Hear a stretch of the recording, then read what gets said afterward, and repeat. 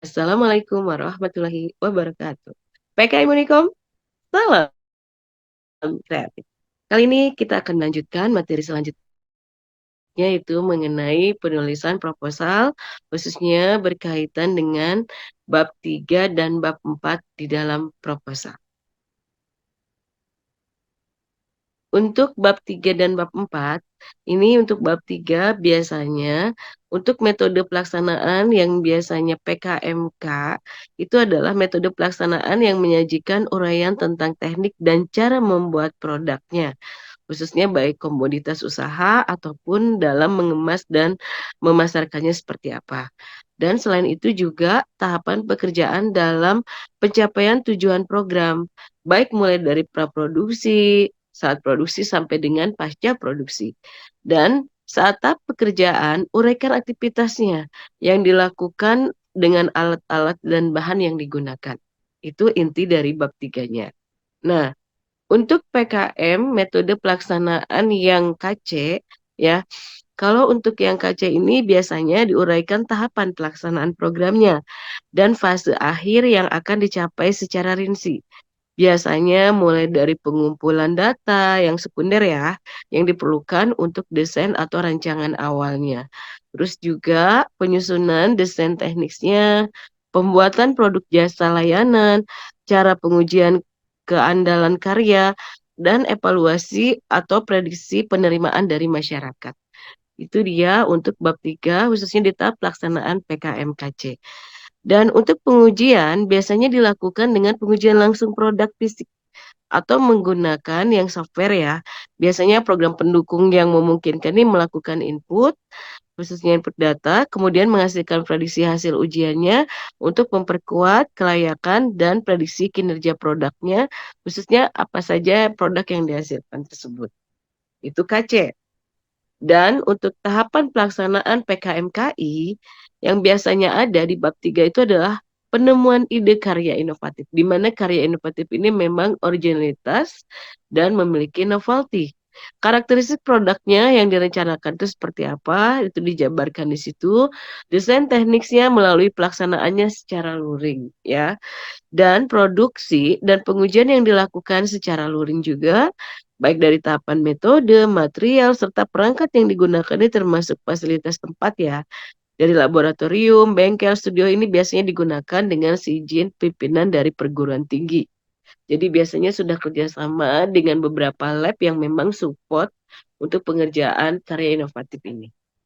Nah, untuk yang PI, penetapan baseline ya, kegiatan ini biasanya berdasarkan kepada existing condition dari mitranya, ya.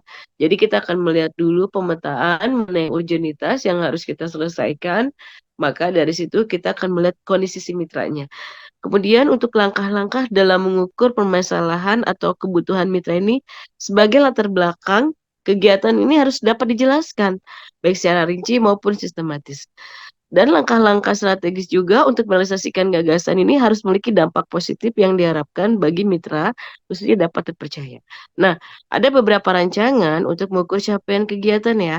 Solusi yang akan menjadi intinya itu seperti apa dari kegiatan yang diusulkan, terus pihak-pihak yang dipertimbangkan dapat membantu mengimplementasikan apakah itu gagasannya dan peran ataupun kontribusinya masing-masing ini harus jelas. Nah, itu kalau PI. Berikutnya untuk yang PKM-PM ya. Nah, saudaranya PI ya. Bedanya kalau PM ini mitranya adalah non profit yang harus diingat itu. Di penetapan baseline kegiatan berdasarkan kondisi real dari mitra si programnya, langkah-langkah untuk mengukur permasalahan atau kebutuhan mitra ya sebagai latar belakang kegiatan ini harus dijelaskan sama teman-teman mahasiswa secara rinci dan sistematis langkah-langkah strategis untuk merealisasikan kegiatan sehingga dapat ya positif ya bagi mitra ini harus bisa betul-betul tercapai. Jadi pada saat kita akan melaksanakan target ini kita harus memprediksi bahwa target ini bisa tidak terpenuhi dari tujuan yang diharapkan oleh tim ya.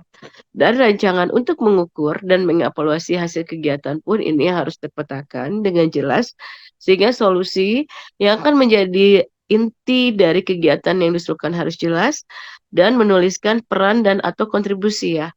Pihak-pihak yang dipertimbangkan baik dapat membantu kegiatan pengabdian yang diusulkannya. Nah ini untuk yang PM. Nah, untuk yang RE ya, bab 3 metode risetnya, ini biasanya karena dia riset ekstrata ini lebih ke penelitian, maka waktu dan tempat pelaksanaan riset harus jelas, bahan dan alat yang digunakannya sudah terpetakan dengan baik, variabel risetnya juga sudah jelas, tahapan riset yang dilaksanakan ini harus sudah ada ya, prosedur risetnya, indikator capaiannya apa saja, analisis datanya mau menggunakan data apa, apakah statistik ataukah non statistik ya, dan cara penafsirannya harus jelas sampai dengan bagaimana menyimpulkan hasil riset ini yang nantinya menjadi novelty bagi timnya.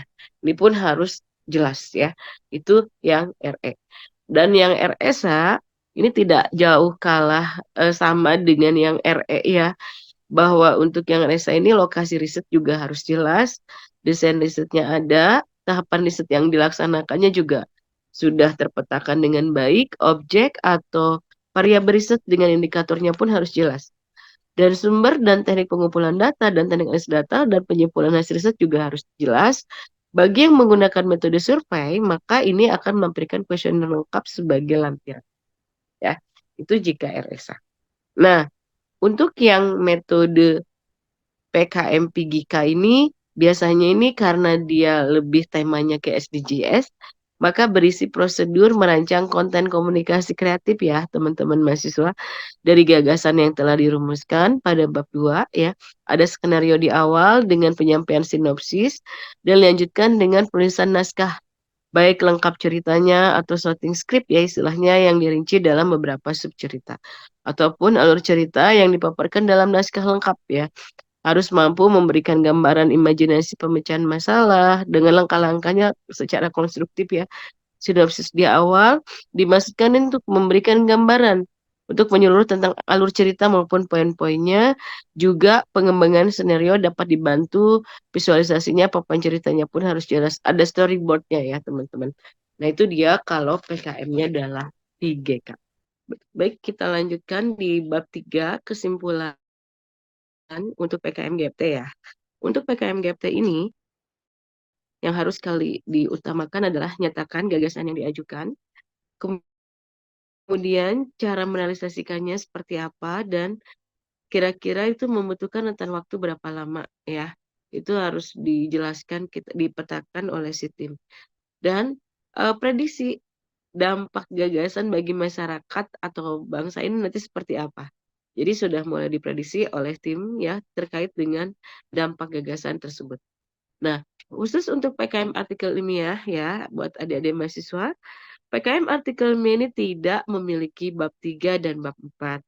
Jadi penyusunan artikel ilmiah ini sesuai dengan informasi khususnya yang sudah disampaikan oleh tim ya di materi pertemuan ke-10. Jadi artinya untuk bab 3 dan 4 ini tidak terpisah kalau di artikel ilmiah. Jadi memang nanti dibaca kembali ya yang mengambil PKM AI. Nah, bab 4 ini terdiri dari biaya dan jadwal kegiatan. Nah, untuk biaya dan jadwal kegiatan ini, tidak semua PKM bisa menggunakan bab 4 yang sama. Jadi hanya untuk PKMK, PKMKC, PKMKI, PKMPI, PKMPM, PKM RSA, dan PKM RS saja. Ya. Nah, di 4.1-nya ini adalah anggaran biaya PKM.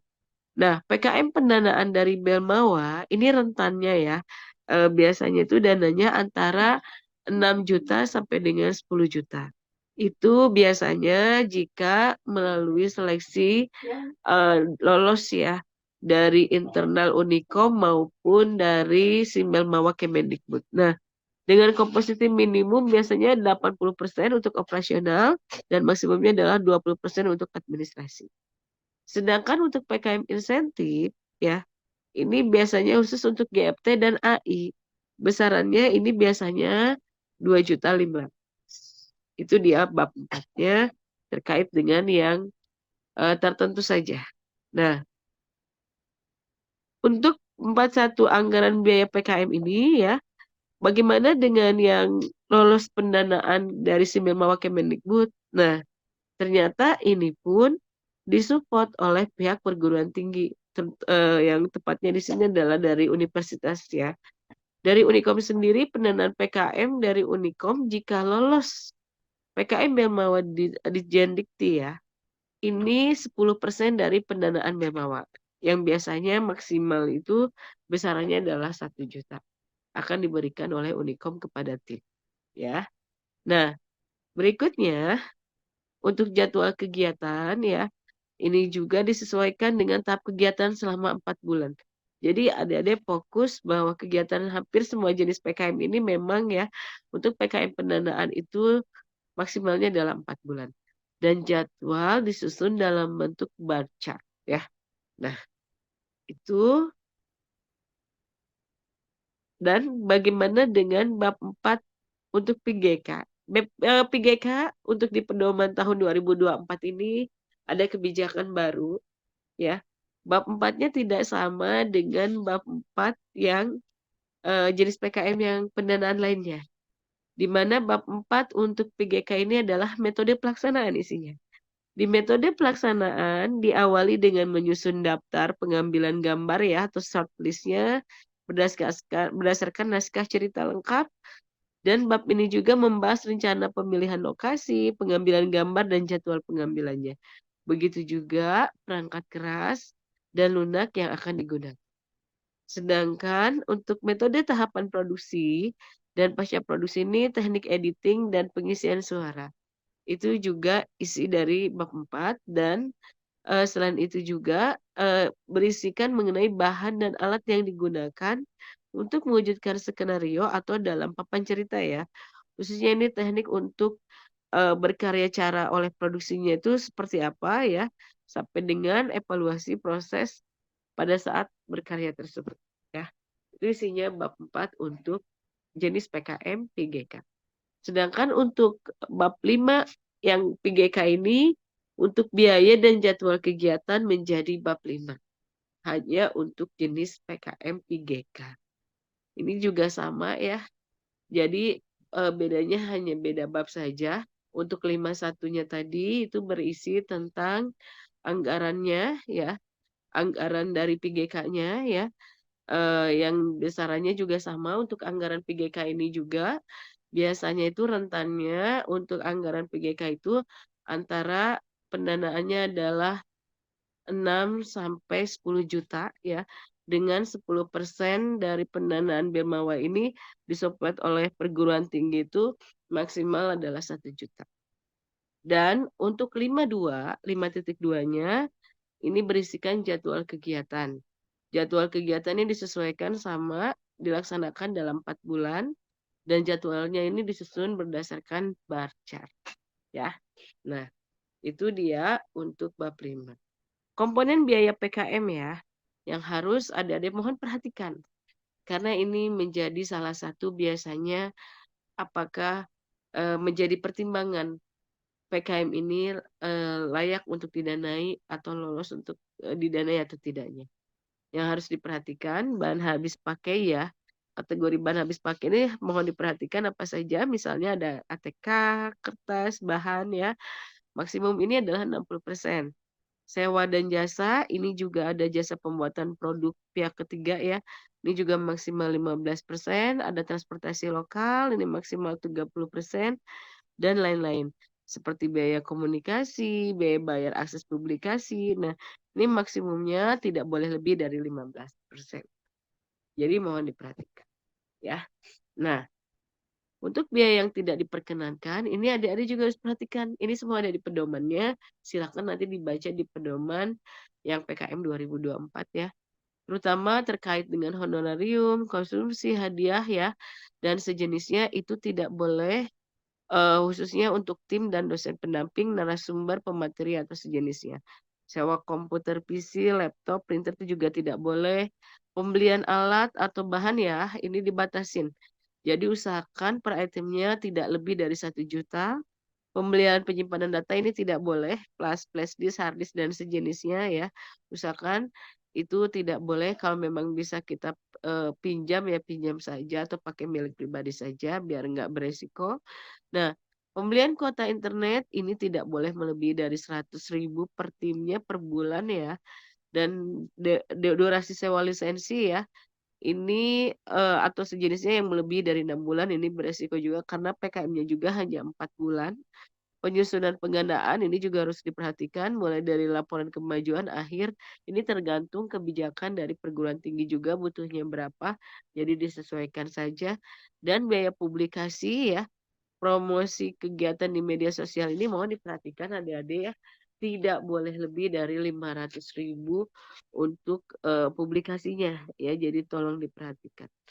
Nah, untuk berikutnya ini ada biaya yang direkomendasikan, kayak biaya kuota internet 100.000 per bulan per tim misalnya, pembuatan laporan kemajuan, maksimal misalnya 3 eksemplar. 3 eksemplar ini biasanya kebutuhannya kalau di perguruan tinggi kita untuk pihak universitas biasanya apakah nanti L2 Dikti meminta atau tidaknya dan, disimpan di dosen pendampingnya. Dan pembuatan laporan akhir ya. Biaya publikasi ini karena 500.000 per, ini ya, untuk selama 4 bulan, jadi setiap bulannya itu tidak boleh lebih dari 125.000. Dan di sini juga ada biaya sewa atau penggunaan software ya, mohon diperhatikan lisensinya tadi ya. Pembelian bahan-bahan juga diperhatikan, kertasnya tidak boleh melebihi 2 rim ya, dan transportasi lokal diusahakan seminimal mungkin ya. Sewa lab juga ini kalau misalnya ada peralatan lab ya, tidak boleh melebihi dari 1 juta. Nah itu. Berikutnya untuk lampiran PKMK ya, ini tolong diperhatikan. Jadi setiap lampiran ini biasanya beda-beda adik-adik. Contoh PKMK ini ada 4 ya, biodata ketua, anggota, dosen pendamping, justifikasi anggaran kegiatan, susunan tim pengusul, pembagian tugas, dan surat pernyataan ketua tim ini hanya 4. Jadi urutannya jangan sampai salah ya. Dan KC juga sama, ini juga ada 5 ya. Jadi di sini yang harus diperhatikan karena di lampiran 5 ini ada gambaran teknologi yang akan dikembangkan. Nah, itu kemudian ada lampiran untuk PKM KI ya. Ini juga ada 5. Perbedaannya di sini ini ada gambaran konsep karya inovatif yang akan dihasilkan. Mohon nanti dari mahasiswa menyusun ya sesuai dengan yang yang dicontohkan sesuai di pedoman ini. Jadi jangan sampai tidak berurutan. Dan lampiran P ini di sini ada gambaran iptek ya di poin di lampiran 5 ada surat pernyataan kesediaan bekerja sama dengan mitra. Lampiran 6-nya gambaran iptek yang akan diterapkan dan ada denah detail lokasi mitra program dengan Google Map yang menunjukkan jarak dengan perguruan tinggi ini tidak boleh dari 200 kilometer ya. Nah itu. Berikutnya ada lampiran PKMPM ya. Ini juga ada penambahan di lampiran 5 dan 6. Jadi nanti ada surat kerjasama kesediaan mitra dengan denah lokasinya juga. Ini mohon diperhatikan untuk PM. Ya, nah berikutnya untuk yang RE ini ada 4 lampiran ya. Dan untuk lampiran PKM RSA juga sama ada 4 lampiran.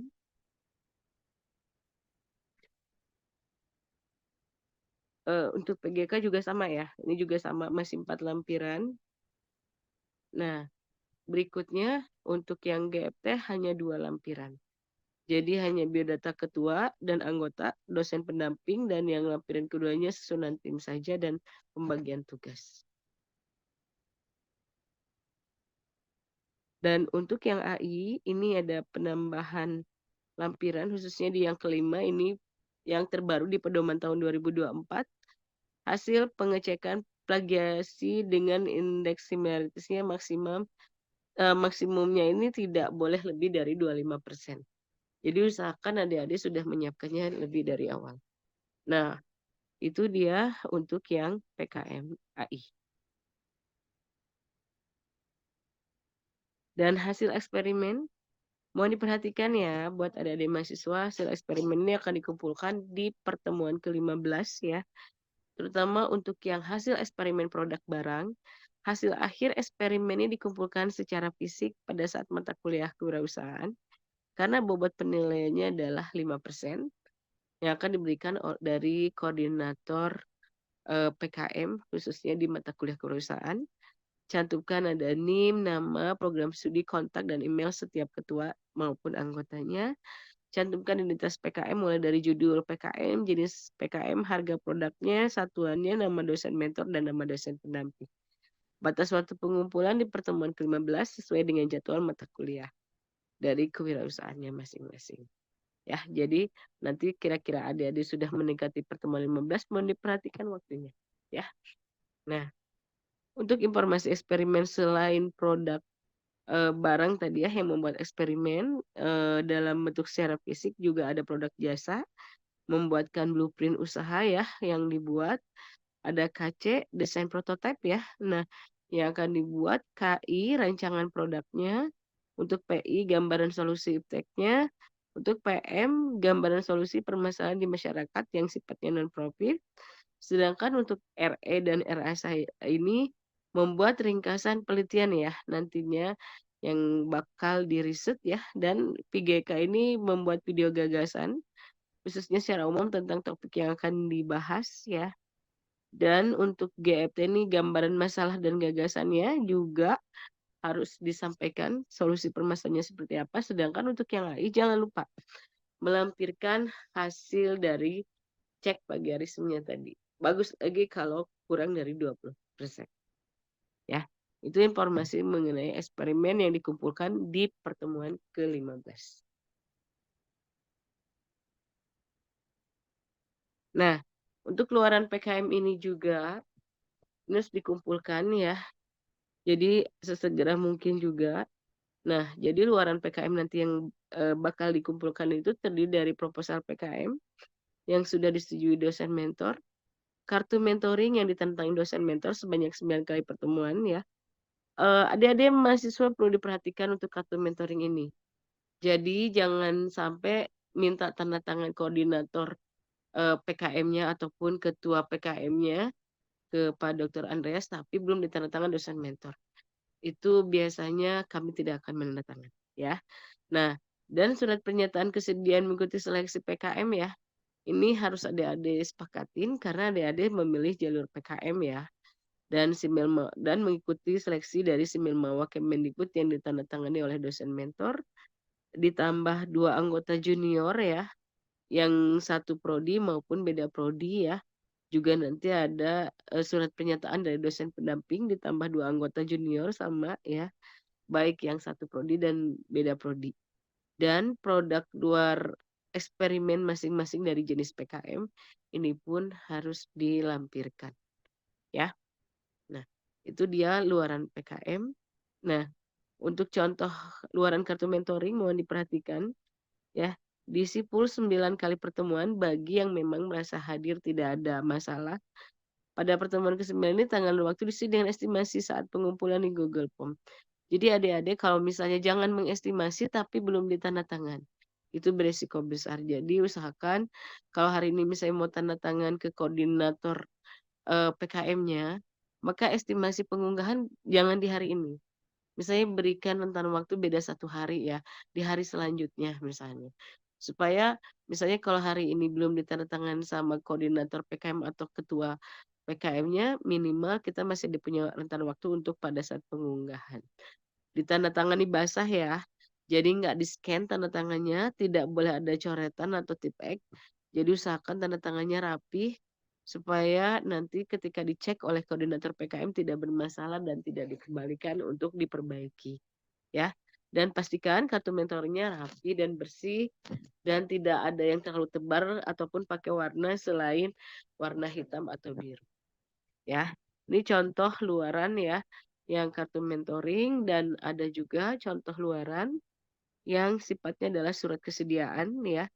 Nanti silahkan berarti kalau misalnya timnya itu ada 3 orang, ditambah 2 anggota junior ya, yang satu prodi 1 orang dan yang beda prodi 1 orang.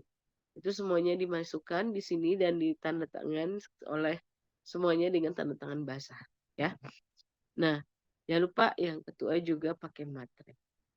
Berikutnya, untuk yang surat pernyataan, ini juga sama ya, ditandatangan semuanya dengan posisi semua sudah tanda tangan dan tidak bermasalah.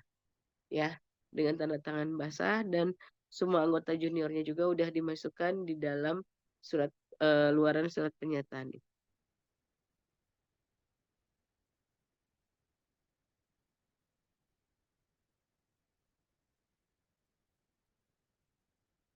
Nah, untuk reminder link materi ya.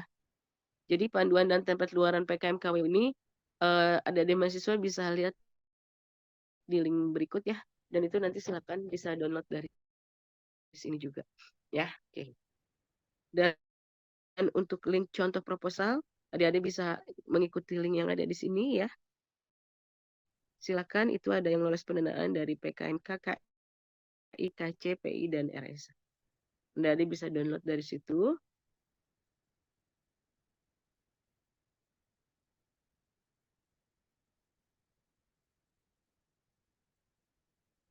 Itu tadi beberapa rangkaian materi yang sudah disampaikan.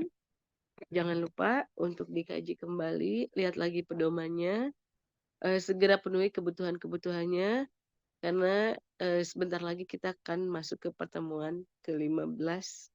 Dan tadi segera selesaikan mentoringnya dengan dosen mentornya, supaya nanti nilainya bisa keluar tepat. Demikian yang disampaikan. Wassalamualaikum warahmatullahi wabarakatuh. PKM Unikom, salam kreatif.